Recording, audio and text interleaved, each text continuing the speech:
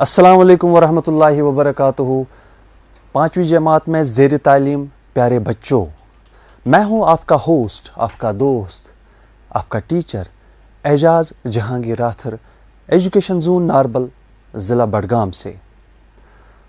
तो अगर आपको याद होगा, हम लास्ट टाइम जो इससे पहली लेसन थी उसमें हम बात कर रहे थे a seed tales a farmer story, जिसमें एक बाजरे का सीड है, वो अपने काश्तकार दमजी बाई की कहानी बयान करता है।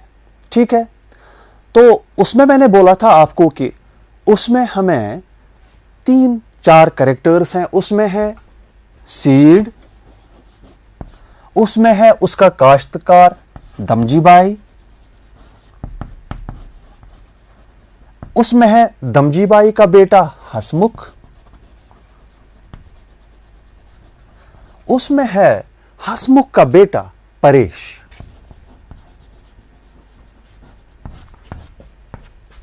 ठीक है, तो अगर आपको याद होगा, मैंने आपको बोला था कि एक सीड जो 1940 से एक वुडन बॉक्स, एक लकड़ी के संदूक में पड़ा है, वो अपनी कहानी बयान करता है। वनगाम गुजरात में उसका जन्म हुआ है और तब से वो उसी वुडन बॉक्स में पड़ा है और उसने तब से आज तक मुख्तलिफ हालात देखे हैं। वो हालात वो हमारे सामने बयान कर रहा है। अगरचे सीड नहीं बोलता है प्यारे बच्चों, लेकिन उसकी तर्जुमानी इस चैप्टर जो हमारा लिखा गया है हमारी इस बुक में, उसकी उस सीड की तर्जुमानी की गई है। ठीक है, तो उसमें मैंने बोला था आपको कि सीड दमजी बाई का उसके साथ कनेक्शन क्या था। दमजी बाई ने उसको काश्त किया था, बाजरा और जवार को, उनकी खूब फसल होती थी तब। फिर वो उस अनाज को जो अच्छा उसमें हिस्सा होता था उसको इलाहिदा रखते थे अगले सीजन के लिए। फिर दमजी बाई का क्या काम था, वो ट्रेडिशनल मेथड्स यूज करता था for irrigation, for ploughing the fields, वो बुलॉक्स का इस्तेमाल करता था। फिर हसमुख पे बात आ गई। हसमुख ने क्या किया, he chose modern methods, modern machines, modern methods.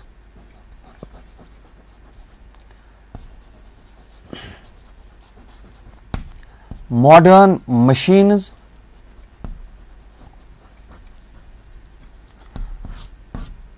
Tractor for ploughing, water pump for lifting water और for irrigation of the land.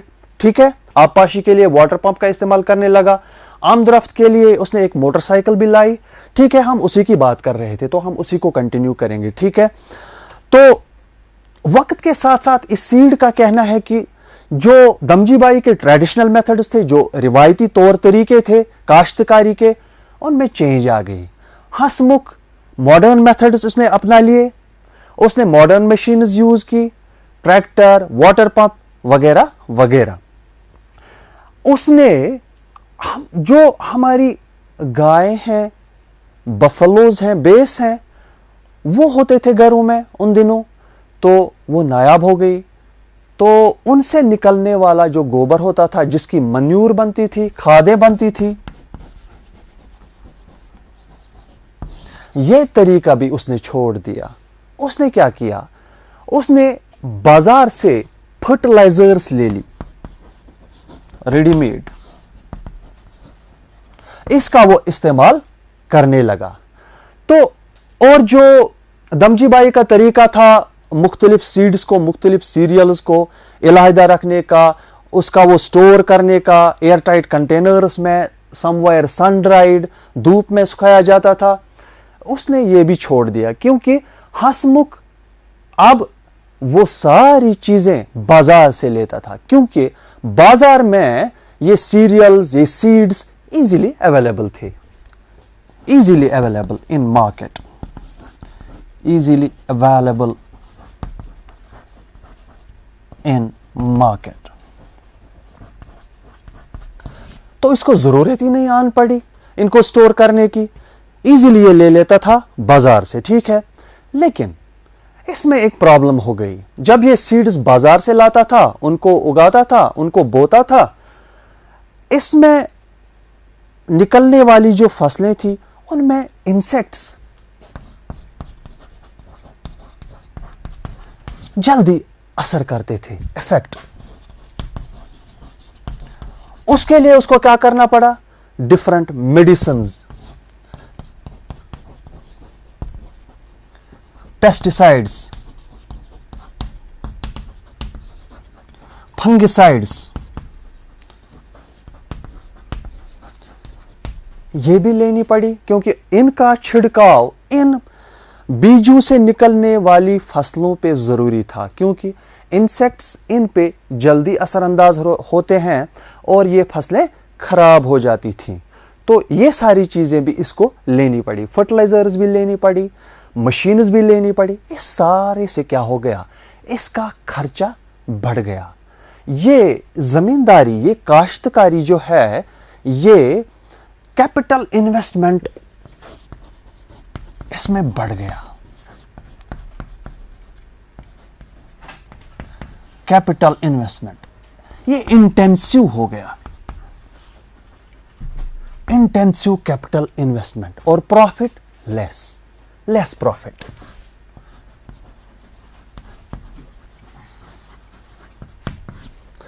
हो गई प्रॉब्लम शुरू, मोर एंड मोर एक्सपेंसेस। तो ये सारा, और एक और बात, एक और परेशानी, जो कनाल से पानी आता था, जो दमजीबाई के खेतों में इजीली उसको फुलफिल करता था उसकी जरूरत, अब ये जो नए बीज आ गए, नए सीड्स आ गए, इनको पानी की भी ज्यादा जरूरत लगती थी, जरूरत पड़ती थी। उसके लिए वाटर पंप्स वो भी काफी नहीं थे। तो ये सारा खर्चा बर्दाश्त करने के लिए इस हंसमुख को क्या करना पड़ा, इसको बैंक से लोन लेना पड़ा, बैंक लोन्स। अब जब बैंक से लोन लेना पड़ा, अब उसकी भरपाई कहां से होती, वो खेतों से होती, जो फसल वहां से निकलती, लेकिन उसका नफा, उसका फायदा बिल्कुल कम था। वो इसलिए भी था क्योंकि जो ये हंसमुख और इसके बाकी जो काश्तकार थे, वो एक वही सीड्स, वही सीरियल्स, वही क्रॉप्स उन्होंने उगाने शुरू किए, जिनका दाम बाजार में अच्छा मिलता था। जैसे ये कॉटन और वीट को रिपीटेडली उगाने लगे। जब सारे काश्तकार इन्होंने यही किया, कॉटन और वीट को उगाया, इसकी एक खूब पैदावार निकलती थी। उससे क्या होता है, जब किसी चीज की कसरत हो जाती है, उसकी वैल्यू घट जाती है, उसका दाम घट जाता है, तो और परेशानी, और फायदा कम हो गया। अब हंसमुख भी अब कितनी जमींदारी करता, उसका भी अपना स्टेज था। अब उसका पढ़ा लिखा बेटा परेश था। परेश ये सारा मामला देख रहा था और उसका दिल अब काश्तकारी में कैसे लगता, जब ये सारे हालात हो गए, हंसमुख को लोन लेना पड़ा और उसकी भरपाई भी नहीं हो रही थी। तो परेश ने क्या किया, he started to work as a truck driver.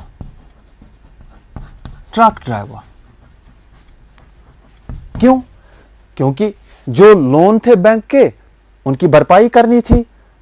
तो परेश घर से 2 दिन, 4 दिन, कभी हफ्ता भर गायब। ठीक है, तो ये उधर ही।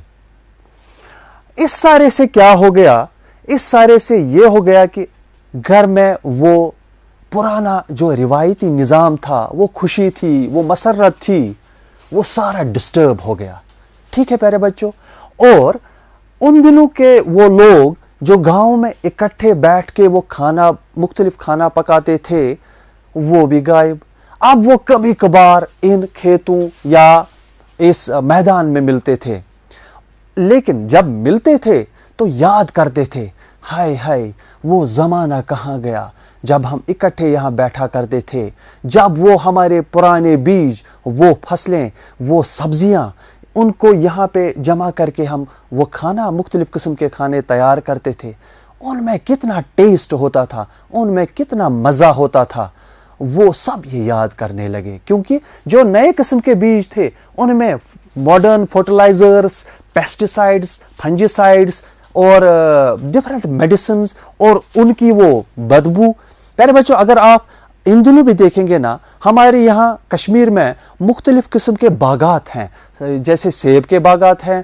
तो अगर आप वहाँ से गुजरे होंगे तो आपको उस बाग के साइड में या उनके अंदर मुख्तलिफ किस्म के वो कवर्स दिखे पड़ेंगे।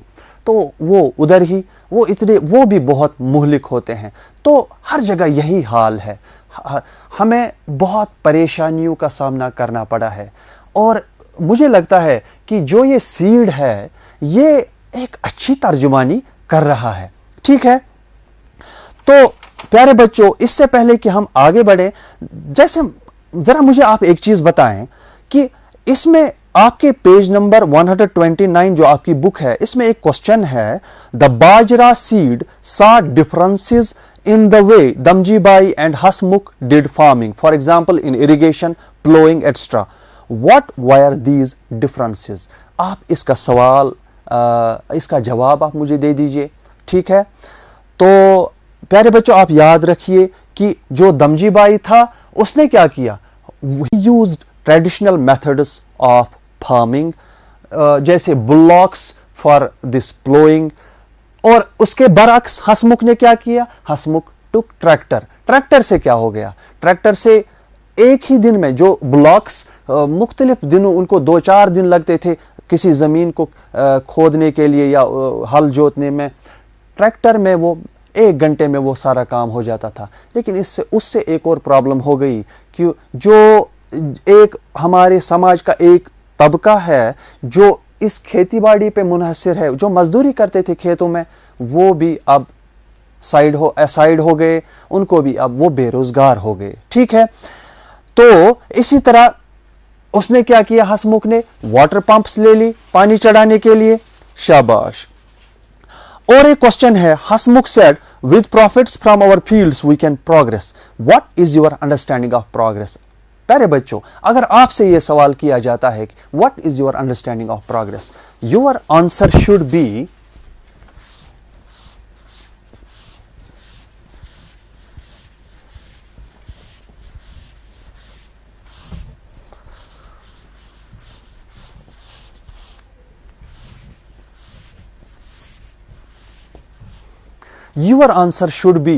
the real meaning of progress is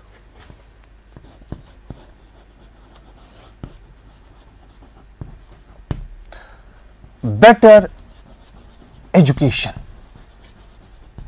ठीक है, better medical facilities,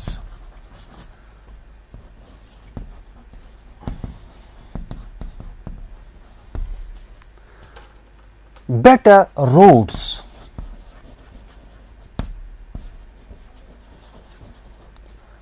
better transport. ठीक है, बेटर एजुकेशन, हमारे स्कूलों में तालीम का बेहतर निजाम, बेटर मेडिकल फैसिलिटीज, हमारे लिए बेहतर तिब्बी खिदमात, बेटर रोड्स, बेहतर सड़कें, बेटर ट्रांसपोर्ट, आमदोरफ्त के बेहतरीन जराया। ठीक है, this is our understanding of progress. तो प्यारे बच्चों, एक और बात, जो हसमुख है उसको जब ये परेशानी हो गई, उसके बेटे पे उसका क्या असर हुआ, उस पे आपने गौर किया। उसका बेटा, उसका दिल उकता गया, उसको अब काश्तकारी में उसका दिल लगना शुरू नहीं हुआ, यानी उसको इस काश्तकारी से नफरत हो गई। And that was obvious because of intensive capital investment, intensive capital investment, और बदले में क्या? Little profit. ठीक है, तो ये सारा किस्सा हमें कौन बोलता है? एक सीड। परेश जब एक दिन घर आया, जो हसमुख का बेटा था, परेश ने क्या किया? उसने अपनी मां से बोला, बा जरा मुझे वो दादाजी का वुडन बॉक्स दे दो। अम्मी ने इसको कहा कि आपको किस लिए चाहिए? इसका जवाब था, मुझे उसमें स्क्रीव्स और उसमें मुझे डिफरेंट टूल्स जो ट्रक के होते हैं वो रखने हैं। आपको आ रहा है प्यारे बच्चों समझ कि ये कहानी, ये एक सीड हमें क्यों बता रहा है? शाबाश, इसीलिए क्योंकि उसको लगता है कि जब उसका वक्त था, जब उनकी पैदावार खूब होती थी, तब ही लोग एंजॉय करते थे, तब ही उनको मजा आता था। प्यारे बच्चों, हमारा ये जो सबक है ये मुकम्मल हो गया, लेकिन मुझे आपसे कुछ चंद सवालात करने हैं। ठीक है, तो आप ये जो आपकी कॉपी है और आपका पेंसिल है, इसको बिल्कुल तैयार रखिए।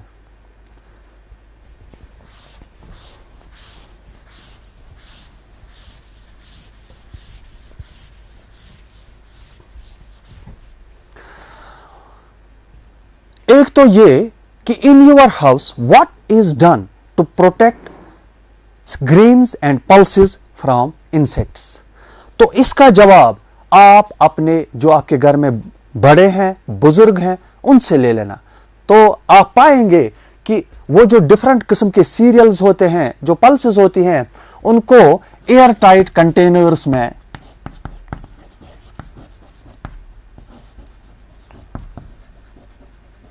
रखा जाता है और उनको सन ड्राइड किया जाता है, धूप में सुखाया जाता है। ठीक है, एक और बात, what are the different festivals related to farming celebrated in different seasons? Find out more about any such festival and write in your notebook the name of the festival, in which season it is celebrated, in which states of India, what special foods are made, is it celebrated only at home with the family or together with many people? तो आपसे सवाल पूछा गया है कि त्यौहार जो होते हैं मुख्तलिफ, वो कहां पे कौन कौन सा त्यौहार मनाया जाता है, उसमें क्या पकाया जाता है, किन हिंदुस्तान की जो हमारा हिंदुस्तान है, मुल्क है, इसमें किन स्टेट्स में यह मनाया जाता है। ठीक है, और क्या ये लोग एक फैमिली में मनाते हैं या बहुत सारे लोग इकट्ठा मनाते हैं। ठीक है प्यारे बच्चों, याद रखिए कि जो मुख्तलिफ त्यौहार हैं उनमें पोंगल, उनमें लोहरी, उनमें बैसाखी, उनमें मकर संक्रांति,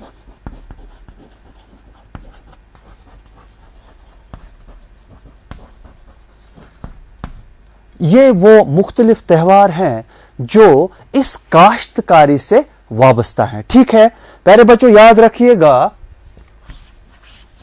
कि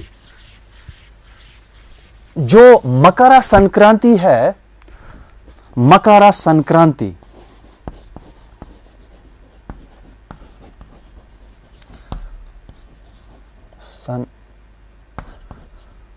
संक्रांति इसको कर्नाटका में मनाया जाता है इन विंटर। ठीक है, इस पे एक स्पेशल डिश तैयार की जाती है, दैट इज येलो बिल्ला।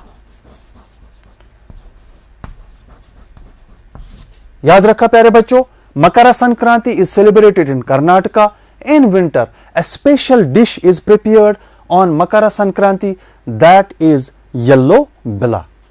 तो इस मकर संक्रांति को तमिलनाडु में एज पोंगल मनाया जाता है,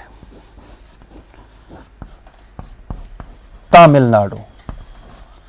ठीक है, एक और त्यौहार है दैट इज लोहरी। ये भी काश्तकारी से वाबस्ता है। ये कहां पे मनाया जाता है? ये मनाया जाता है पंजाब में। ठीक है,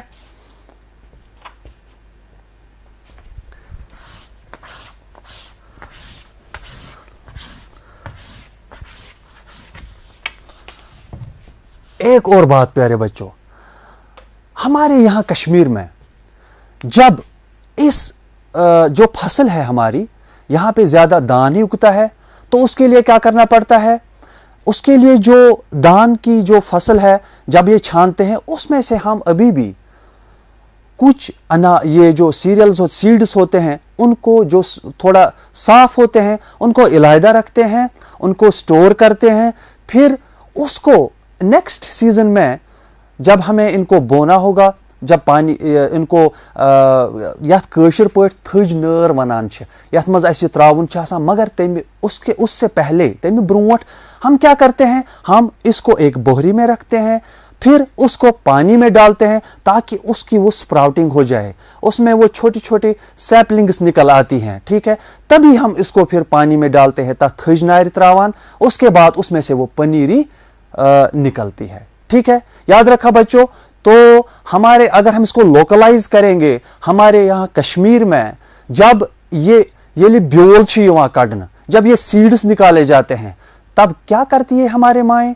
गांव देहात में प्यारे बच्चों जो आप रहते हैं ना, आपको पता होगा कि हमारी जो माएँ होती हैं या दादी अम्माएँ होती हैं, वो क्या करती हैं? वो तब तहरी बच्चों में डिस्ट्रीब्यूट करते हैं। ठीक है, तो हमारे यहाँ कश्मीर में वैसे उस तरह का जो हमने इस सीड से वाबस्ता हमने कुछ त्यौहार देखे जो डिफरेंट स्टेट्स जो हैं हमारे हिंदुस्तान में वहाँ पे मनाई जाती हैं, लेकिन यहाँ पे थोड़ा कम इसको सेलिब्रेट किया जाता है तहरी के रूप में।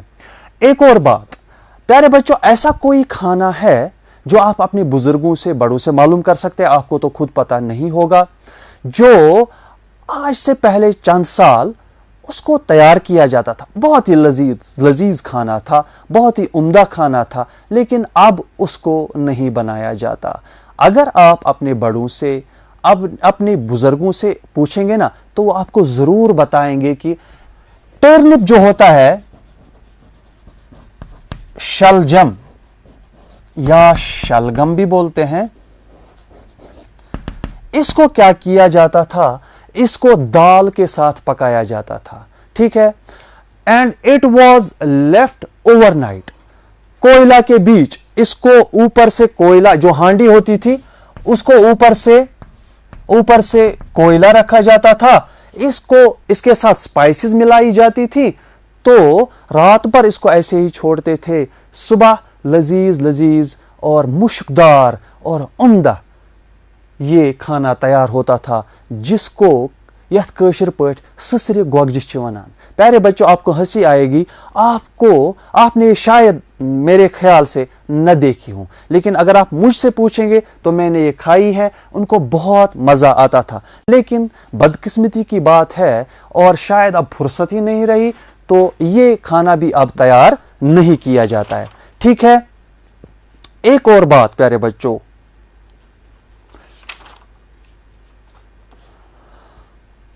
जो हमें एक और सवाल जो अब हमें इसमें रहता है, वो है कि जो हमारा ये सीड है, इसने हमें ये कहानी मुख्तलिफ जो इससे वाबस्ता मुख्तलिफ काश्तकार रहे, उसमें पहला था इसका दमजीबाई, उसके बाद हंसमुख।